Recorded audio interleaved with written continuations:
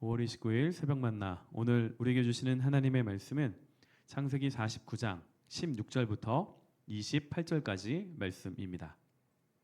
제가 봉독하겠습니다. 단은 이스라엘의 한 지파같이 그의 백성을 심판하리로다. 단은 길섭의 뱀이요 샛길의 독사로다. 말굽을 물어서 그 탄 자를 뒤로 떨어지게 하리로다. 여호와여, 나는 주의 구원을 기다리나이다. 갓은 군대의 추격을 받으나 도리어 그 뒤를 추격하리로다. 아셀에게서 나는 먹을 것은 기름진 것이라. 그가 왕의 수라상을 차리리로다. 납달리는 노인 암사슴이라. 아름다운 소리를 바라는도다. 요셉은 무성한 가지, 곧 샘 곁에 무성한 가지라. 그 가지가 담을 넘었도다. 활 쏘는 자가 그를 학대하며 적개심을 가지고 그를 쏘았으나 내 아버지의 하나님께로 말미암나니 그가 너를 도우실 것이요 전능자로 말미암나니 그가 내게 복을 주실 것이라. 위로 하늘의 복과 아래로 깊은 샘의 복과 젖먹이는 복과 태의 복이리로다.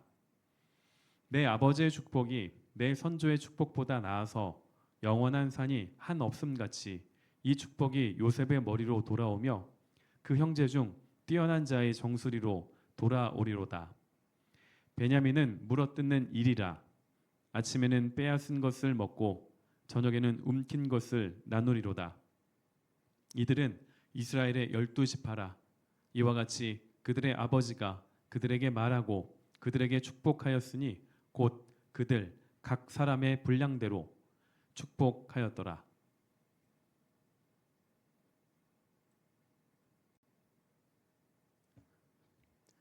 오늘은 야곱의 축복이라는 제목으로 말씀을 나누겠습니다. 오늘 마지막으로 야곱의 축복을 살펴보려고 합니다. 기독교는 하나님께서 주시는 복을 구하는 종교이지요.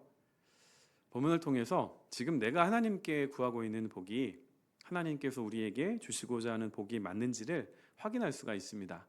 그 내용을 함께 살펴보겠습니다. 야곱의 12아들을 향한 축복에서 그 구조상 가장 중심에 해당하는 내용이 18절입니다. 여호와여, 나는 주의 구원을 기다리나이다. 12아들을 향한 축복의 내용 가운데에 갑자기 여호와여, 나는 주의 구원을 기다립니다. 이게 왜 들어가 있을까요?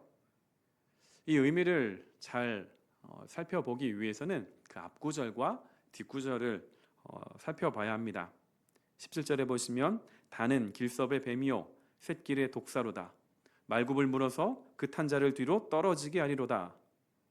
19절에 보시면 갓은 군대의 추격을 받으나 도리어 그 뒤를 추격하리로다. 이 17절과 19절에서 공통적으로 확인할 수 있는 것은 뒤라는 것이죠. 17절의 발굽, 19절의 뒤를 추격하다 해서 확인이 되는데 우리말로는 이 17절과 19절에서 다르게 번역이 되어 있지만 히브리어 원어는 같은 말입니다. 이 원어의 의미는 뒤꿈치입니다. 뒤꿈치라는 말을 사용된 곳이 창세기 3장 15절의 원시복음이지요. 내가 너로 여자와 원수가 되게 하고 내 후손도 여자의 후손과 원수가 되게 하리니 여자의 후손은 내 머리를 상하게 할 것이요 너는 그의 발꿈치를 상하게 할 것이니라 하시고 18절은 주의 구원을 기다린다라는 이 말을 통하여 원시복음에 기록된 것처럼 여자의 후손으로 오실 예수 그리스도가 뱀의 발꿈치를 상하게 함으로 이루어질 것을 다시 우리에게 보여줍니다. 자, 17절에서 단에 대한 설명에 뱀이 등장을 했는데요. 뱀은 성경에서 긍정적인 이미지가 아닙니다. 그러면 왜 단에 대한 설명에 뱀이 등장을 한 것일까요? 단을 향한 예언을 잘 보시면 뱀을 심판하는 자이자 또한 그 말의 발꿈치를 물어서 떨어뜨린다라는 이 두 개의 이미지가 겹쳐서 나옵니다. 자, 이것은 적을 심판하지만 결국 자신의 죄로 인하여 파멸에 이르는 한 인물을 떠오르게 합니다. 바로 사사기에 등장하는 단지파의 삼손입니다. 삼손은 나시린으로 부름을 받아서 하나님께 큰 능력, 큰 힘을 누렸던 자이지만 그 힘을 개인의 사리 사욕에 사용했습니다. 결국 두 눈이 뽑히고 처참한 최후를 맞이하죠. 마지막 죽음의 순간에 하나님께서 그에게 힘을 주셔서 수많은 사람들을 심판하였지만 결국 자신도 죽었습니다. 18절에 나와 있는 야곱의 축복은 단과 같이 내부에서 뱀처럼 행동하는 자들과 갓을 향한 예언처럼 외부에서 오는 적으로부터 지켜줄 온전한 메시아, 그 구원을 바라보게 합니다. 이 18절에서 우리가 확인할 수 있는, 우리가 소망해야 하는 복은 바로 구원입니다. 그리고 본문에서 그 다음으로 주목할 것은 요셉을 향한 축복인데요, 22절에 기록된 내용은 이 야곱의 축복이라는 찬양의 가사로도 사용이 되었습니다. 요셉을 향한 축복은 세 가지로 살펴볼 수가 있습니다. 첫 번째, 자손의 번성과 영향력의 확장입니다. 22절이 그 내용을 말씀을 하죠. 무성한 가지는 자손의 번성을, 그 가지가 담을 넘었도다는 영향력의 확장을 뜻합니다. 다음 두 번째로, 꺾이지 않는 활에 관한 말씀을 통하여 하나님께서 결국 요셉을 이기게 할 것이다, 지켜준다 말씀을 합니다. 23절에서 활 쏘는 자가 요셉을 학대하고 그를 쏘았다 말씀을 합니다. 이것은 요셉의 지난 고통과 고난과 시련으로 가득한 그 인생을 떠오르게 하는 표현입니다. 형제들이 그를 쏘았고 억울한 누명을 쓰였으며 감옥에서도 잊혀진 존재가 되었지만 요셉은 꺾이지 않았습니다. 야곱은 요셉이 하나님의 도움으로 인하여 이길 것을 다시 예언합니다. 그 다음 세 번째, 형제들 중에서 가장 큰 풍요와 번성을 누릴 것을 이야기합니다. 25절과 26절이 그 내용인데요, 이 두 구절에서 계속 반복되는 단어가 눈에 보이실 것입니다. 복, 축복입니다.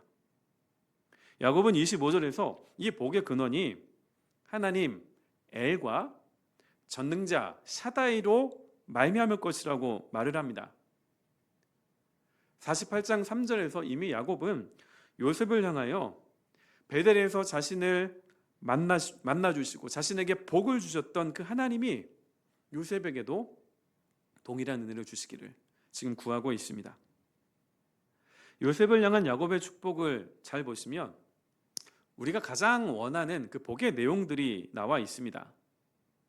근데 본문을 잘 보시면 그것보다도 그 복이 어디로부터 말미암았는가, 이게 계속 반복이 됩니다. 그 복을 주시는 분은 바로 하나님 아버지이십니다.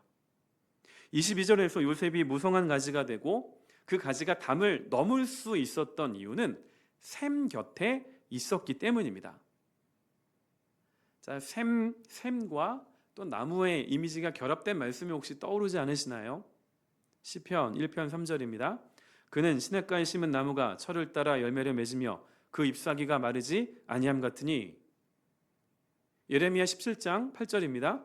그는 물가에 심어진 나무가 그 뿌리를 강변에 뻗치고 더위가 올지라도 두려워하지 아니하며 그 잎이 청청하며 가무는 해에도 걱정이 없고 결실이 그치지 아니함 같으리라. 우리 눈에는 겉으로 보이는 결과가 더 커 보이지만 우리가 주목해야 할 것은 그 결과가 있게 하는 근원이 무엇인지를 아는 것입니다. 25절에서 하나님이 복을 주시는데 하늘의 복과 아래로 깊은 샘의 복이 등장을 합니다. 자, 샘의 복이란 아래에서 솟아나는 생명수, 우물을 떠오르게 하죠. 자, 그런데 이 이미지가 요한복음에도 등장하는 것을 잘 아시리라 생각을 합니다. 요한복음 4장 14절입니다. 내가 주는 물을 마시는 자는 영원히 목마르지 아니하리니 내가 주는 물은 그 속에서 영생하도록 솟아나는 샘물이 되리라. 우리가 구해야 하는 복, 우리가 누려야 하는 복은 생수의 근원이신 예수 그리스도를 통한 놀라운 구원의 은혜입니다. 구원과 형통의 은혜를 하나님께 구하여 내 배만 채우는 것, 나만 좋은 것을 누리는 것이 아니라 하나님의 뜻을 따라 살아가는 그 선한 영향력이 담을 넘어가기를 주님의 이름으로 축원을 드립니다.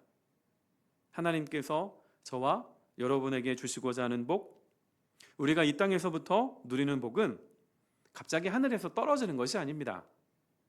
하나님과의 관계 속에서 마르지 않는 그 샘이 되시는 예수 그리스도께 뿌리를 내리고 그 안에서 우리가 올바르게 반응하며 하나님의 뜻을 이루어가는 삶을 살아가는 것, 이것이 바로 하나님께서 우리에게 주시고자 하는 복입니다.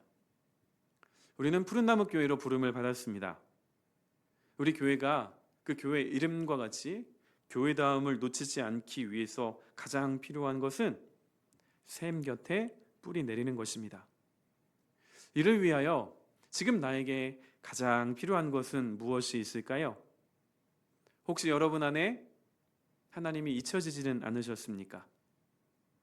잊혀진 하나님과의 이야기, 그리고 뒷전으로 밀려난 하나님과의 만남의 시간은 혹시 없으십니까?